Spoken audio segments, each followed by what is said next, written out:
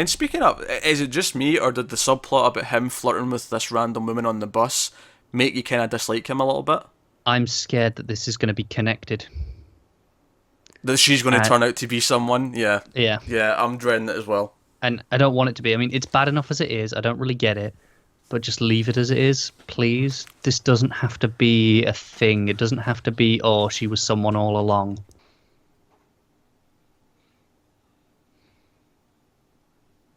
Hey everyone, welcome to Almost Cancelled. I'm Peter, that's Connor. We're going to talk about Sherlock, Season 4, Episode 2. It's called The Lying Detective. Full spoilers for the episode, as always.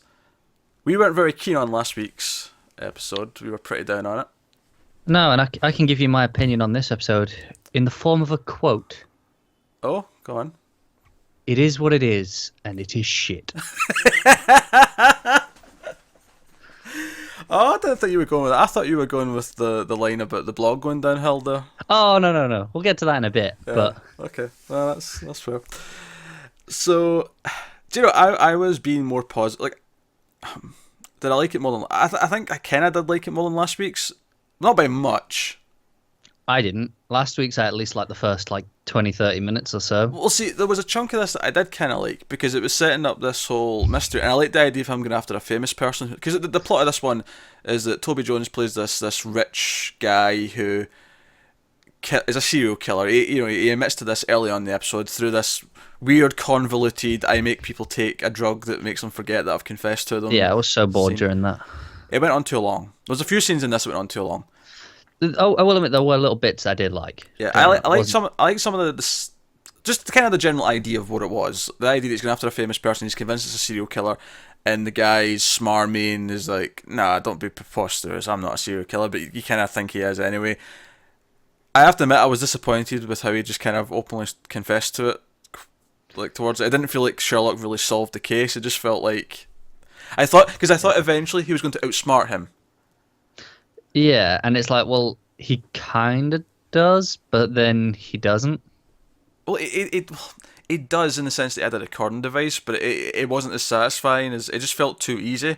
Whereas I thought the way he was going to get him was that he would think he'd outsmarted Sherlock, which kind of happens, I guess, but then Sherlock would outsmart him, and, it'd do that thing where, oh, but I really had this plan all along. And okay, technically, recording device does count. But that's the way that a normal person outsmarts the criminal, not Sherlock freaking Holmes. Yeah, that's exactly right. I thought he was going to get it, because it was kind of building up to it when he did the text, and it's like, oh, maybe this is how he does it. It was too early in the episode for it, don't get me wrong. But you think, oh, planting some seeds. Yeah, I thought it was going to all spin out, and it just wasn't as impressive as I guess I'd built up in my mind. My only real complaint with Toby Jones as a character, other than that, is that he's kind of overdoing it a little bit. Like, he's so obviously evil. Yeah, it's like they went, oh, we've got Toby Jones, we've got to make the most of it. Yeah, so he's hamming it up like nothing else. Yeah, and it's kind of weird because obviously we knew he was a villain before we even went into it. Like, the story starts with him being a villain, so you don't need to have him be so overt about it. We know, we get it. You told us already. He told us already. Yeah, but the episode, obviously, that wasn't the first thing we saw. The first thing we saw was Watson in therapy, and we got fake imagined ghost Mary within the first couple of minutes, and that was a bad sign. That was a very bad sign. I groaned. Given everything we complained about in the last episode, that was a really bad sign. But whatever, give it the benefit of the doubt for now. Let the episode play out, see where it's going with it. So this woman, the supposed daughter of Smith, which is Toby Jones's character, and she was one of the ones that he confessed to, and we see her try to write down the memories, write down the facts before she forgets, because the drugs sort of kicking in and she's delirious. And she's written down, and she remembers enough to know that it was what he said he was going to kill someone. She can't remember who, but the one word that he said shocked her. Yeah, it was one word that changed her life. Yeah, which Charlotte later deducts, well, that's more interesting because normally it'd be two words, because it's, unless we're talking about Cher, or Elvis is the one that's brought up, most people, it's two words, it's two names. Yeah, but I don't like how he dismisses it entirely, though, because it's like, okay, there's plenty of people who go by one name, like, once you get to celebrity level. Celebrity level, or maybe even something like, if someone has a nickname, You refer to him as a nickname kind of thing. Yeah, and the whole idea is, it must have been something personal to you for it to have affected you so badly. And someone, it could have been someone that she knew. One name would have been enough.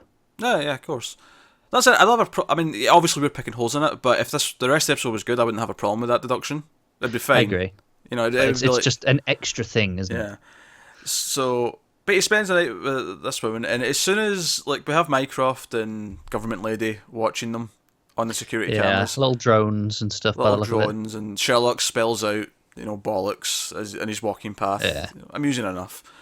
Although I do think the show maybe is starting to rely a little bit too much on the comedy. I agree in the sense that all of my favourite moments in this episode were comedy based. Yeah, I agree. I laughed a lot. I'll give it that. It was funny. Yeah, but should it be? Should it be so funny and that's what you're here for? It can be this funny. The problem is it's not giving me anything else. That's what I mean. That would be all I'm watching for now. It's funny. I know I bring up Buffy the Vampire Slayer a lot, but Buffy the Vampire Slayer would have episodes that would be laugh out loud, side split and funny. Joss Whedon writes funny characters. He has funny dialogue, but you'd still have good stories and you'd have good characters and you'd care about the plot. And it's funny because even when that whole plot didn't turn out the way I wanted it to, and I've got other big criticisms to give to it, and I'm just about to get to that, I was okay with it for the most part because it did lead to a nice sort of emotional scene. And as much as I hate the fact that we had to spend most of this episode bringing Holmes and Sherlock back together, because I hated that they had to do this when we only have 3 episodes. They have to devote the entire second episode to it. At least the scene itself, while it went on too long, it really did go on too long, the scene itself, where everything comes out in Sherlock's apartment, worked. It was emotional, good acting from the two of them, especially Watson, I'm forgetting his name. Freeman, thank you. Especially him breaking down and him admitting the texting, the cheating. As much as we hated that last episode, and I still hate it, at least his bringing it out, the acting was good enough that I was like, okay, right, I'm kind of on board with this scene. I'm on board with him crying about it, and it works. I agree.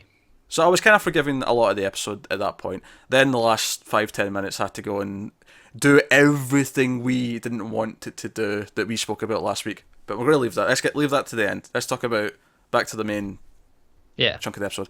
So Mycroft is watching Sherlock around the city, and as soon as we see him and someone says, is he with someone we don't know, and we only see him in the camera, I'm like, wait, we've already got Ghost Mary. Are we really doing... It's before that it was annoying me. Because it starts, it's in the camera work, where when he goes to leave, Miss Hudson's like, he goes out with my friend. You don't see her. I did notice that as well. And then you see him go outside under the little shop next door, the balcony. And then you see him step out, but you don't see anyone else step out. And then even before Mycroft says that, is he with anyone, every time you see him on the camera, you just see him right on the edge of the shot. It was the first time you see him on camera where I really noticed it, but I did notice her not seeing her at the start as well. But and I'm like, really, we're doing both characters are doing this. I mean, I guess this might work if they're going for a duality. They both can't be without each other, so they're both coping in the same way in a weird thing. Yeah. Although I will say this, Sherlock is leaning far too heavily into this over-stylized stuff. And I love stylistic filming techniques, but this is, Sherlock walking on walls, and I didn't mind the window stuff. See when he's in the street and he's explaining how he knew the paper was degraded. I don't mind that, because that's an extension of whatever they've always done with the text. That's his deduction, and he's visualizing it, and that's fine. But when he was starting to freak out, and we could see him walking on walls and stuff, I was like, this is. It was the same last week. Then we're doing all sorts of trippy wipes and transitions. Yeah, it's like, okay, I get he's on drugs, but really, Joe's really funny actually. One of the comments we got last week about Sherlock was that Sherlock, you really think he would carry a weapon of some kind, a gun or something else? And I responded to the comment saying, well, to be fair, I mean, police in the UK, even actual detectives, inspectors, they would not carry guns. They don't carry them. So it makes sense that Sherlock wouldn't have one either. And of course, in this episode, he starts waving around a big magnum. Well, no, to be fair, we've seen him with it in his apartment before. Okay, I'd forgotten that. He's shot a smiley face. That was a couple of seasons ago. He shot a smiley face in the wall. But when he started waving that gun around, I was like, yeah, you could start bringing this for safety. He does get into a lot of situations where he ends up having to deal with an assailant of some kind. Yeah, no. He's had that around. Well, he does make some stupid for not bringing it with him then, I guess. Uh, that wasn't even one of the main complaints I I had. know that would be like pretty illegal as well. It was just because one of the comments said it last week, and I sort of stuck up for it because of UK laws, and then he just starts waving this gun around. I'm like, oh, he does have a gun, sure, okay. Yeah, but he's inside his own home. He can't take it outside. Sure. But anyway, so this is all going on, and I'm like, really? So we're doing imaginary person for him, and it was kind of working because she's kind of suicidal, and I get that that's really him being suicidal, and I was like, okay, it's weird that we're doing it with both characters, but whatever, I'm going with it. It was until they treated it like it was a big, massive thing. Because this is the thing, I thought it was revealed when she disappeared. When she disappeared, I did as well. I thought, okay, that's it. She was made up. But then I thought, she's not made up. It's going to be a twist that she was real because this is too early. I thought, they're revealing this now because they're going to swerve it later. But they played it like, okay, you know this isn't real. That was what, that's how they wanted you to play it. So later, in the hospital, when they're in the morgue, and the daughter walks in and is like, well, I've never met you before. And they treat it like this massive twist, like Sherlock's world's just been shattered. I was like, well, why are we treating this like a twist? I already decided this. This is what we're supposed to feel at this point already. If you want your later twist to work, we should already be in that mindset, which we all were, surely. Yeah. Anyone who wasn't, who watches this show, do they need it spelled out to that extent? I already decided this ages ago, but I'd also decided it wasn't real, and that she was real because it was so early. I had also agreed with that, but I can accept that people wouldn't have come to that conclusion, and that's fine. Like they could have, because everything in the scene was presented that, oh, she's not real. Yeah. That's what we were supposed to go with from the end of that chunk onwards. And obviously, we're thinking ahead, and we're going, nah, I bet she was real. This is because we have the Ghost Mary, the Imaginary Mary, which is a TV show that's coming out soon, called Imaginary Mary. And do you remember the sitcom that's coming out soon? Oh, I do. Yeah. Yeah, there's a show called Imaginary Mary coming out, which is funny. I just clicked as I said that. But so we got her, so it's kind of the perfect red herring in that sense, because you've set it up with another character, which to me said the other one can't actually be imaginary, it has to be real. But they presented it that way, and it already felt like they'd revealed that we were supposed to think she was fake, that she wasn't there, she was in his head. So when this big morgue scene comes and he's shocked, he's like, I thought he already figured it out. I think that's actually the most important part, is I thought Sherlock, when he turned round at the bridge after throwing the gun away, I thought he understood that she wasn't there. I did too, and that's why I'm annoyed, because, like I said, if they wanted to do the twist later that that she was a person, and that's fine, we're guessing ahead. They actually kind of had to, because one of my big problems when I thought she wasn't real, or when it seemed like she wasn't real, I was like, well, where did he get all this information about the paper, and why does he think he's a killer? Like, where did he get this idea from? And then he comes up with this bollocks reason. Oh yeah, basically, just by watching TV and the internet, I have all these other possibilities coming into my head, and I can do anything. So that's just that's basically Sherlock's because Batman. I can figure out anything. I'll buy that he can get a password. You know, when he takes his phone and he's like, it's password protected. We've seen him do that before, though. So it's fine. We've seen him. He knows things about people enough to guess a password. That I get. Man, this really annoyed me. Yeah, and some of the Watson stuff was okay. Like he's with the therapist and they're asking the right questions, and he agrees to go with Sherlock, and him punching him and losing his shit. The one little touch that I did like about the whole thing is like Mary, his imaginary Mary, is goading him to take the case, and she's like, no, I'm making him wear the hat and all the rest of it. And there's that moment just before they go into the morgue actually, when he's in with fake Mary himself in a room. And he hears her voice and turns around. It's the first time that we hear her voice where we don't see her. And she says, oh, because the game is on, go. Yeah. Are you forgetting about me now? And I almost took it as this was like his subconscious teaching him that this will take his mind off it if he devotes himself to the case and stuff. And that's why that was a nice moment, that. Yeah, and that's why he doesn't see her there. He just hears the voice because she's fading away because he doesn't need it anymore. He's focusing on the case. And that worked well enough. Again, some of the ideas were fine. It does. That's the sort of thing, though, where that should have been it then. We shouldn't have seen any more of Mary at all until the case was over. Yeah. Yeah, because I mean, her being there in the scene with those two in the apartment at the end was fine because that Yeah, worked. that because the case had done, she Yeah, was back on his mind. I get it. That one makes sense. But the whole point of, like you say, we heard her but didn't see her, is that this was a distraction. He can keep it off his mind. But then she's just there again straight away anyway. yeah, and so like I said, I thought the scene with them, the actual plan was convoluted as all hell. Yep. So yeah, find a bad guy and put yourself in danger, and he'll have to save you. Yeah. And then his plan is to get himself put in the hospital where the serial killer operates, and it feels there's so many moving parts. And stories can often be guilty of being a bit convoluted. They kind of have to be in it to an extent for the mysteries to be so intertwined and hard to figure out. But it felt a bit. I don't know. I was getting into the possibilities of trying to like trick this guy into. And then it just went too simple. And it went too simple. It went to the thing that I'd expect any other detective to do. Well, that's the thing. It's like, if it's this convoluted, you've got to have almost you want an equally convoluted answer. Yeah, kinda. It sounds like that's a cop out, but it kind of like you just kind of suspend your disbelief and go with it. But when you go with such a simple, realistic answer like, oh, there's just another recording device, it kind of feels like it was time wasted. Yeah. So, I don't know. I know you had some issues with a certain serial killer speech in the middle. So before we move on to the end, and you can bring that up. I had a couple of things that Toby Jones' character said in general. Actually, one of them I will say was in the end when he's talking to Sherlock. He's in the hospital room, and Sherlock's like, "How did you get in here?" And he goes, "Oh, I built this place. I know all its rooms, you know." And earlier on, when they're in the morgue, or I think it was in the morgue, or whatever, he says, "Why do people? If you want to hide a pebble in a beach, you don't build a beach. You just go to a beach."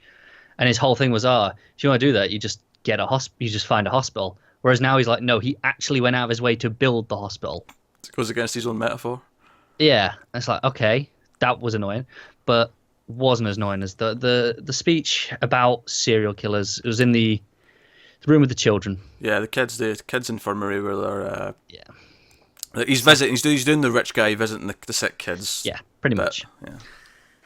And I didn't mind most of this scene. It was fine, but there was one bit where Smith asked Sherlock, "How do you catch a serial killer?" And Sherlock brushed it off. It's like, "Oh, it's easy. It's like any other killer," and he gives him all these ways you can do it.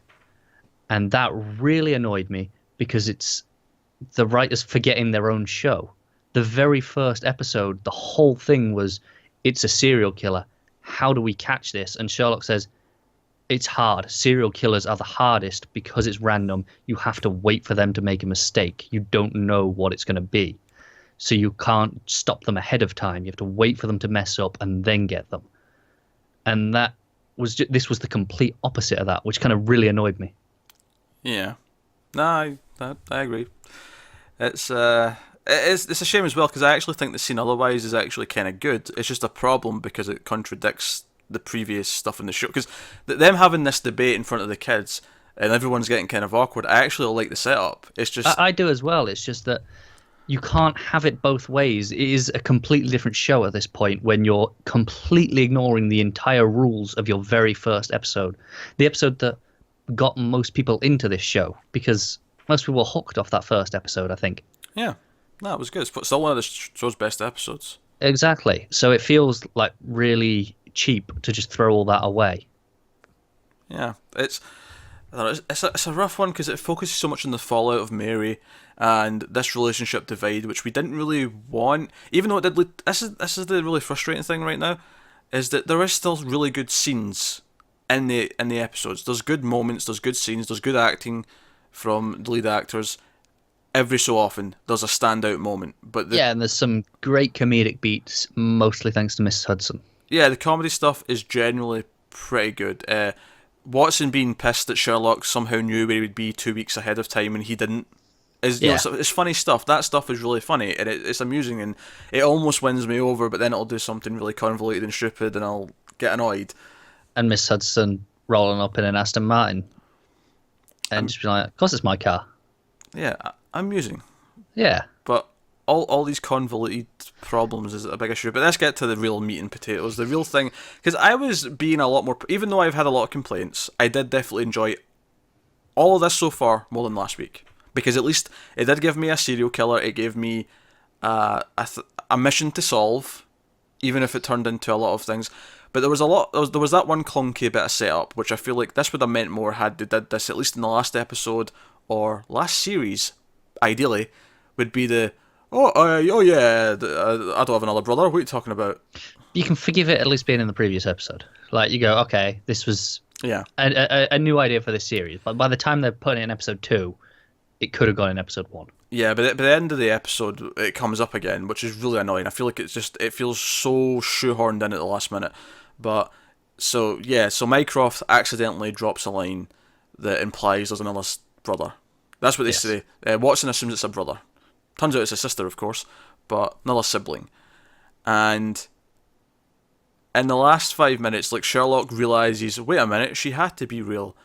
And he's looking at the note and he's UV light and what the rest physical of it. evidence. Yeah, and it says "miss me," and I'll be honest. At this point, I was not ruling out the possibility that when the therapist was like taking out the eye and stuff, I was like, is the wig going to come off and then the makeup's going to come off and it's going to be some of those face masks. Yeah, I thought it was going to be like a proper Scooby Doo, and then it was like it's Moriarty. I'd almost have forgiven it more for that. As utterly stupid and ridiculous as that would have been, I feel like I'd have preferred that to what it actually was. But it starts unraveling, and you realise that the therapist is the same woman that was seeing Sherlock at the start of the episode. So she was real. She was there. It wasn't his daughter. She was just pretending to be his daughter. So on. And she must be really good because she tricked Sherlock, because Sherlock's seen her again. He is very high at the time, though. True, but we still see that he figures things out a lot. Well, yeah. But even when he's high, we see how diluted he is. The point I'm making, work faster than him. Yeah, but the point I'm making is that she presumably is just as smart, being his sister, and that's why she's good enough to do it without him. We see it with Mycroft all the time as well. Yeah. So it's unraveling, and we realise it's the same person. I'm like, okay. So, but this is not the solution to the mystery of that. Like, who was she? Where did they get this information? I was hoping for something interesting out of that. This wasn't really what I wanted. That's fine though. Can get over it. And then came the moment when she pulled out the flubber, and she pulls her hair back so you can see the daisy. It's like, oh god. And it's like, she was the person on the bus. The therapist and the person on the bus are the same person. Which is annoying enough in itself already. Mm-hmm. She's also Sherlock's sister. And then I gave up. This is...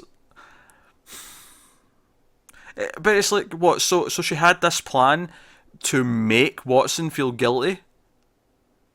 Was that the point of it? I don't even know anymore. Like, I don't.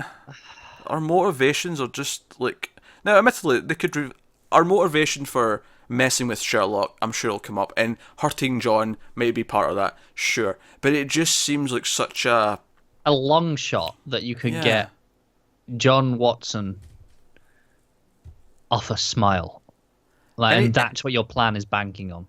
Yeah, and like, maybe she didn't know Mary was going to die, and that's fine. And the idea that it would cause a rift in the marriage rather than this guilt post-death. Yeah, but it's still a long shot to go, oh, this smile, this'll get him. Do you not think? I mean, we complained last week in general that's not really what we expect from John Watson, and it seemed out of character. Yeah, and I appreciate that they address that in this, like, oh, we're all human. This happens. That, like, in that scene that we thought was really good, but why would she bank on it? She would, if she thinks like Sherlock and Mycroft, would look at his character and go, "Is this going to work on him?" I wouldn't have thought so. You wouldn't put money on it, would you? No. Which, that's kind of my problem with it. My problem is just everyone turned out to be someone. Well, yeah, there's that too. I was kind of glossing over that because I thought that was obvious, and Yeah, that we were annoys me. annoyed at that enough last week that Yeah, I'm still annoyed at it. I'm annoyed at it more because we said she's going to turn out to be someone that's related to the overall plot, and it turns out it's not Moriarty. It turns out it's Sherlock's sister, presumably using the memory of Moriarty into her own game plan, yeah. and that's fine. One of the points that someone brought up in the comments last week, which I completely agree with, is they killed Moriarty too soon. I couldn't believe. I mean, I enjoyed season 2, but I couldn't believe they ended it with him dying. I thought, wait, we're not done with him. Surely there's more I to do. agree, and do you know, the thing is, I feel like that would have been forgivable if they'd had a plan Yeah, of well, what to do, but they clearly didn't because they're still just banking on his memory to boost the show. yeah, it feels like ever since they've done it, they've been trying to just still siphon off. They're still milking that cow. It's like, no. If you wanted to do more with Moriarty, you should have kept him goddamn alive. Yeah, like I'm fine with if they'd killed him, but had a plan and gone, okay, Moriarty's done. We can have a bit of aftermath, but then we can move on. But here we are, 2 seasons later, and it's still just banking on that.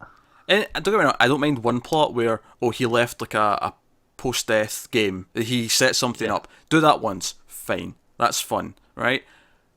But not only is it 2 seasons later, because of the gaps, it's like what, 3 years, 4 years? Last series, I think series 3 was 4 years ago? 3 years ago? It's not been 4 years since series 3. 3 years since series 3, and then I think there might have been 2 years before that. Yeah, so it's been 4 or 5 years. So about 5 years, yeah. Since the death of Moriarty, and we're still dealing with it. We're still talking about it.